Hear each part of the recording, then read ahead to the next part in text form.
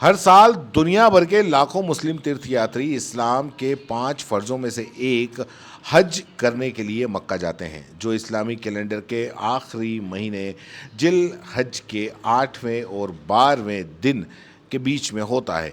और इस साल ये 4 जून से शुरू हो चुका है, 9 जून तक ये रहेगा।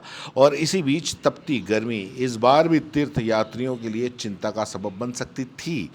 आपको बता दें कि धार्मिक आयोजन ऐसे वक्त में हो रहा है जब पूरा सऊदी अरब प्रचंड गर्मी की मार झेल रहा है। मक्का का तापमान 40 डिग्री सेल्सियस से पार हो चुका है। पिछले साल हज के दौरान तापमान 51 डिग्री सेल्सियस पहुंच गया था, जिसके चलते तकरीबन 1300 हज यात्रियों की मौत हो गई थी। और इस बार हज यात्रियों के लिए बेहतरीन इंतजाम किए गए हैं। इन्हीं में शामिल है दुनिया का सबसे बड़ा कूलिंग सिस्टम। जी हाँ, जानकारी के मुताबिक भीषण गर्मी से निपटने के लिए हज में दुनिया का सबसे बड़ा कूलिंग सिस्टम चालू कर दिया है। बताया जा रहा है कि इस सिस्टम की मदद से ग्रैंड मस्जिद के अंदर का तापमान 20 से 24 डिग्री सेल्सियस रखने में मदद लाई जाएगी, जिसकी वजह से लाखों हज यात्री की भीषण गर्मी में ठंडक और आराम उनको मिली जानकारी के मुताबिक कूलिंग सिस्टम को 2 मुख्य स्टेशनों के जरिए संचालित किया जाएगा, जिसमें पहला है शीमिया स्टेशन, जिसकी क्षमता 1 लाख टन है, और दूसरा है आजियाद स्टेशन, जिसकी क्षमता 35,000 टन है। यानी आंकड़ों के मुताबिक अगर देखा जाए तो कूलिंग सिस्टम की कुल क्षमता 1,55,000 टन रेफ्रिजरेटर है, जो कि एयर कंडीशन की सबसे बड़ी इकाई मानी जाती है। आपको बता दें कि हज यात्रियों के बचाव और उनकी सुरक्षा के लिए सऊदी सरकार ने 40 से ज़्यादा सरकारी एजेंसियों और उससे भी ज़्यादा कर्मचारियों को तैनात किया है।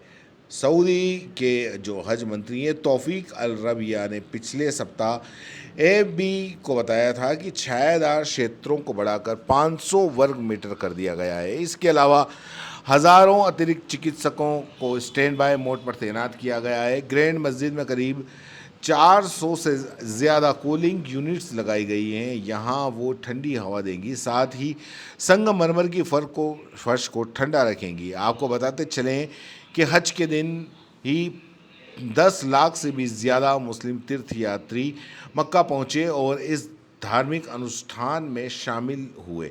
इस हज के पहले दिन सफ़ेद लिबास में नंगे पांव संगमरमर के फर्श पर लाखों मुस्लिमों ने तीर्थ यात्रा को धीरे धीरे काबा की परिक्रमा पूरा करता देखा गया। आपको बता दें कि काबा इस्लाम का सबसे पवित्र स्थल माना जाता है, जो कि मक्का की ग्रैंड मस्जिद के बीचों बीच स्थित है।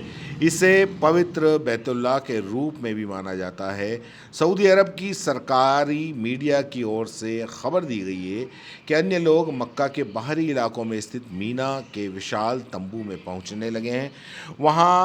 यहाँ पर गुरुवार को जो है वो हज का मुख्य पड़ाव माउंट अरफात पर दुआ के लिए रात बिताई जाएगी। ये मुख्य माना जाता है कि ये वही जगह है जहां पैगंबर मोहम्मद साहब ने अपना अंतिम उपदेश दिया था।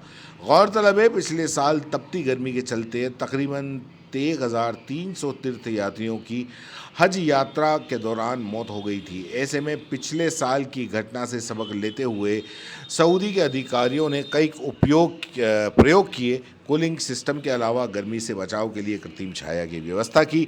मीडिया रिपोर्ट्स की अगर माने तो 4 जुलाई बुधवार से मुस्लिम तीर्थयात्रियों ने तवाफ यानी कि काबा के चारों ओर 7 बार चक्कर लगाना शुरू कर दिया। और इस साल सऊदी के अधिकारियों की ओर से किए गए तमाम इस्तेमाल के चलते हज यात्रियों को कितनी सुविधा मिल पाएगी, ये तो वक्त ही बताएगा।